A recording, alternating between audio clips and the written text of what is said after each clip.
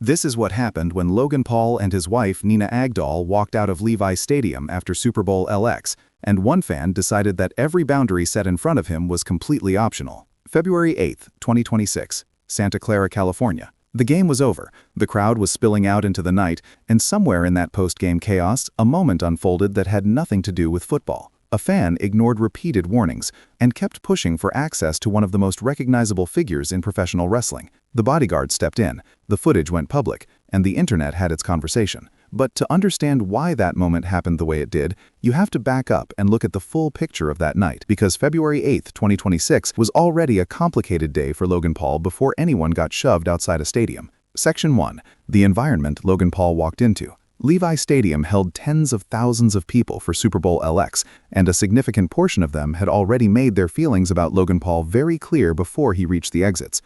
Every time his face appeared on the big screen during the broadcast, the crowd booed. Not politely, not with the restrained disappointment of people who had simply changed their minds about someone. The reaction was loud, collective, and immediate, the kind of response that tells you a person occupies a very specific place in the public imagination. Logan Paul is a former WWE US champion. He built his name on social media before professional wrestling gave him a second career, and somewhere along the way he became one of the most polarizing figures WWE has produced in recent years. People who love him are genuinely enthusiastic. People who don't are equally committed to that position. Walking into Super Bowl LX, he wasn't a neutral presence. He was someone the room already had opinions about, and those opinions were audible every time the cameras found him. Other WWE personalities attended that night as well. Seth Rollins, Becky Lynch, and Kofi Kingston were all there, a reflection of how thoroughly professional wrestling has woven itself into major American cultural events over the past several years. But Logan was drawing a different kind of attention than his colleagues, and that attention didn't stop when the final whistle blew.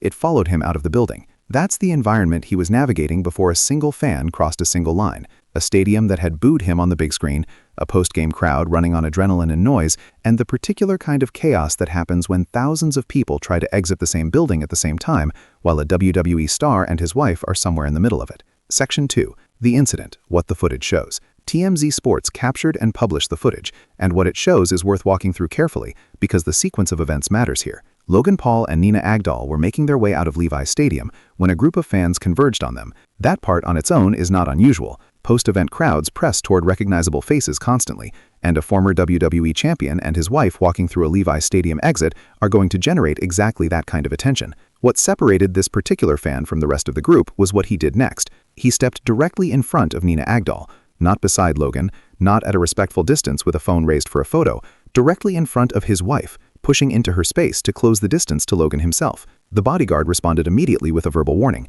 Step back. The fan didn't. A second warning followed. The fan kept his position and kept filming. And that's when the Bodyguard did what he was hired to do. He shoved him. A physical intervention after two verbal ones failed to produce any result.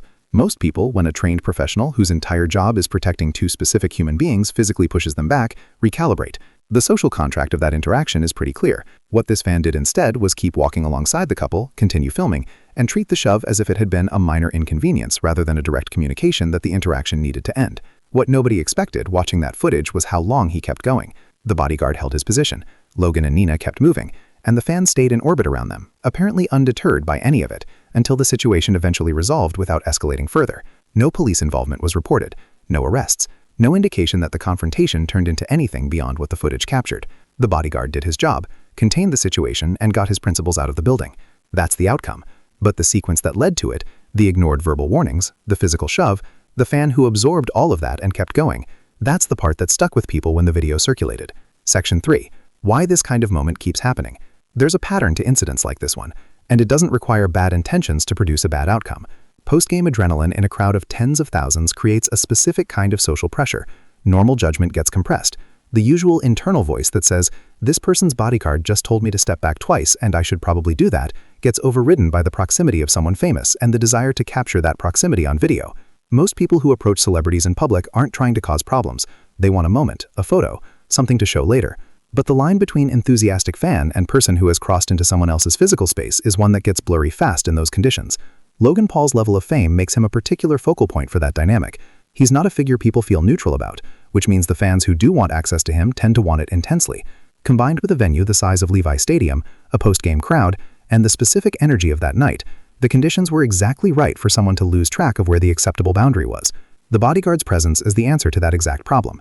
Verbal warnings first, giving the person a chance to correct course without physical contact. A shove when words don't work, communicating through action what communication through language failed to achieve. Maintaining position when even that doesn't stop the fan, because the job isn't to punish anyone, it's to keep Logan and Nina moving safely through the crowd.